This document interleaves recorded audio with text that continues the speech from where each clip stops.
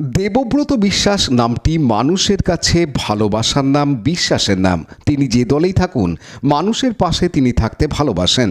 বর্তমানে তিনি বিজেপির একজন নেতা। তার সঙ্গে আজ একান্ত সাক্ষাৎকারে উঠে এলো রাজ্যের বিভিন্ন বিষয় থেকে শুরু করে দেশের বর্তমান উত্তাল পরিস্থিতির কথা। দেশের ব্যাপারে তিনি একদম নিরপেক্ষ। দেশের নিরাপত্তা ব্যবস্থা ত্রুটি রয়েছে, একথা বলতে দ্বিধা বোধ করেননি নিজের দলের সরকারের বিরুদ্ধে। হুগলি টিভির মুখোমুখি তিনি কি বললেন দেখুন। দাদা, মে মাস চলছে, আর ধরুন এক মাস বাদে, এই এক বছর বাদে বিধানসভা নির্বাচন হতে চলেছে। তো কী ভাবছেন? তৃণমূলের নেতারা তো বলছে এবার নাকি 250 সিট পেয়ে তারা ক্ষমতায় আসবে। আপনারা কতটা প্রস্তুত? দেখুন, এখন এক বছরের মধ্যে রাজনৈতিক অনেক লড়াই হবে, বা বিগত 4 বছরেও মানুষ অনেক দেখেছে, অনেক কিছু, অনেক মানুষ প্রাণ হারিয়েছে, অনেক মানুষ রাস্তায় আমরা অভয়াকাণ্ড দেখেছি, আমরা বহু কিছু মুর্শিদাবাদ কাণ্ড দেখেছি, বহু কিছু মানুষ দেখেছি। এবং আগামী দিনে গণতন্ত্রের মানুষই তো শেষ কথা। তো যে কোনো দল, সে তৃণমূল কংগ্রেস হোক, বিজেপি হোক, কংগ্রেস হোক, সিপিএম হোক, তারা তাদের দাবি করবে, আমরা আমাদের কথা বলবো। তা আমরাও বলবো আমরা 250 সিট নিয়ে আসতে পারি। যাই হোক, সেগুলো সময় কথা বলবে। অতিরিক্ত আত্মবিশ্বাসও ভালো না, এবং বেশি আত্মবিশ্বাস থাকলে সেখানে পরাজয়ের গন্ধ বেশি থাকে। তো আমরাও গত ইলেকশনে আমরাও ভেবেছিলাম যে অনেক ম্যান্ডেট নিয়ে আমরা সরকার করবো, সেখানে আমরা পরাজিত হয়েছি। পরাজয় মানতে হবে, আবার জিতকেও স্বীকার করতে হবে। সেই জায়গায় আমাদের লড়াই চলছে। গণতন্ত্রের মানুষ শেষ কথা বলবে, সেটা সময় শেষ কথা বলবে। 2026-এ কি বিরোধী দল থেকে শাসক দলে আপনারা যাবেন? আমরা তো আশাবাদী,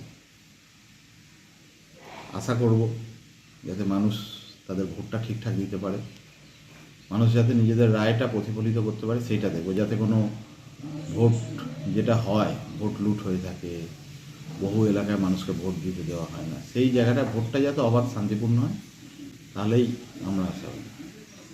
কিন্তু জেতার পর দেখা যাচ্ছে বিজেপি থেকে অনেক বিধায়ক তৃণমূলে চলে যাচ্ছে। এগুলো কিছু সময় কি হয়, মানুষ পাওয়ারের দিকে থাকতে ভালোবাসে, সেগুলো তাদের ব্যক্তিগত ব্যাপার। যারা গেছে সেগুলো তাদের ব্যক্তিগত ব্যাপার, সে নিয়ে আমার কোনো মন্তব্য নেই। আর সম্প্রতি দীঘায় জগন্নাথ মন্দির উদ্বোধন হলো, আপনাদেরই নেতা দিলীপ ঘোষ গেলেন, কি বলবেন? সেটা দলের অবস্থান। তো দলের রাজ্য থেকে, রাজ্যের শীর্ষ নেতৃত্ব তাদের বক্তব্য পরিষ্কার বলে দিয়েছেন। দিলীপদার রাজ্য স্তরের নেতা, তাকে নিয়ে বলার স্পর্ধা বা তাকে নিয়ে বলার সাহস আমার নেই। সেটা দলের দিলীপদার লেভেলের যারা আছে, স্টেট লেভেলের যারা লিডার আছে, তারা তাদের মন্তব্য, অবস্থান ক্লিয়ার করে দিয়েছে। আপনি যদি দীঘায় যান, জগন্নাথ মন্দিরে যাবেন ভেবেছেন? অবশ্যই যাব, কেন যাব না? জগন্নাথ মন্দির কারোর তো ব্যক্তিগত মন্দির না। জগন্নাথ মন্দির জনগণের জন্যই করা হয়েছে। আমরা সনাতনী, আমরা অবশ্যই মন্দিরে যাব, কেন যাব না? এই মুহূর্তে দেশ একটা অস্থির পরিস্থিতির মধ্যে রয়েছে। তো এই পরিস্থিতি কিভাবে মোকাবিলা করতে পারে? আপনি ভারতবাসী হিসেবে কি চাইছেন? আমরা ভারতবাসী হিসেবে প্রত্যেকেই চাই যে পাকিস্তানের বিরুদ্ধে, এবং সাথে বাংলাদেশ, যারা দুদিনের যোগী, খেতে পায় না ঠিকঠাক, তারা ভারতবর্ষের বিরুদ্ধে সবসময় লাফালাফি মন্তব্য করবে। বাংলাদেশকে উচিত শিক্ষা দিক, পাকিস্তানকে উচিত শিক্ষা দিক। মনে হচ্ছে কি যুদ্ধ লাগবে? একটা সবক শেখাবার টাইম এসছে।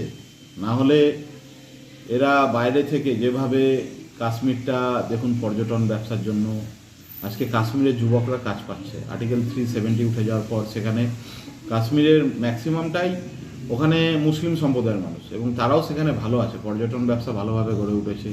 সেখানকার ইয়ং ছেলেরা ব্যবসা করে নিজেরা স্বাবলম্বী হচ্ছে, এবং এই জায়গাটাতেই পাকিস্তানের জঙ্গিদের, পাকিস্তানের মাথা ব্যথা হয়ে যাচ্ছে। তারা এতদিন কি করেছে, পাকিস্তানের একটা সংগঠন আছে লস্করে তৈবা বা বিভিন্ন, তারা একটা ফান্ডিং করে ওখানকার ইয়ং ছেলেদের দিয়ে কখনো পাথর ছোড়াতো, মানে জঙ্গি নাশকতামূলক কার্যকলাপে তাদের লিপ্ত রাখত। আজকে কেন্দ্রীয় সরকার যে পদক্ষেপগুলো নিয়েছে, সেখানে পর্যটন ব্যবস্থার উন্নতি হয়েছে, সেখানকার মানুষ নিজেরা স্বাবলম্বী হতে পারছে, সেখানকার ছোটো ছোটো মেয়েরা পড়াশোনা করছে, তারা নিজেরা এগিয়ে আসছে, সেখানকার ছেলেরা পুলিশে চাকরি পাচ্ছে, সরকারি চাকরি পাচ্ছে, অর্থনৈতিকভাবে অনেক শক্তিশালী হয়ে উঠছে। তো এই জায়গাটায় পাকিস্তানের মাথা ব্যথা হয়ে উঠেছে। কাশ্মীরটাকে কেন্দ্র করে এরা সবসময় জঙ্গি নাশকতামূলক কার্যকলাপ করতেছে।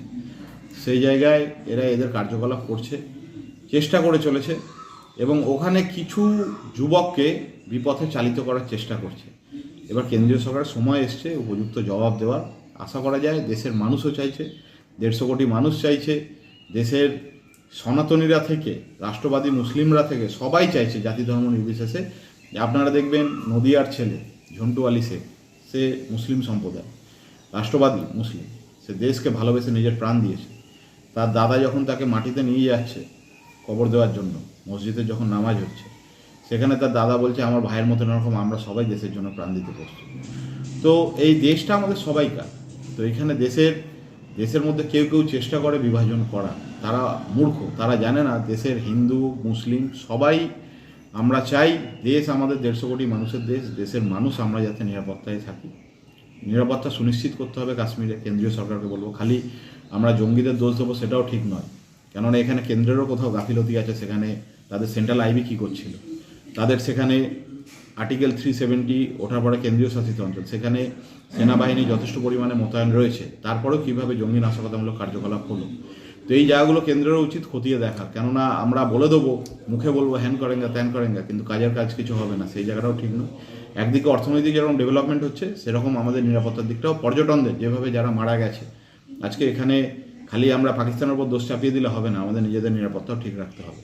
সেই জায়গায় আমরা অনুরোধ করব যাতে আগামী দিনে পর্যটনদের যাতে এরকমভাবে নাশকতার মুখে পড়তে না হয়।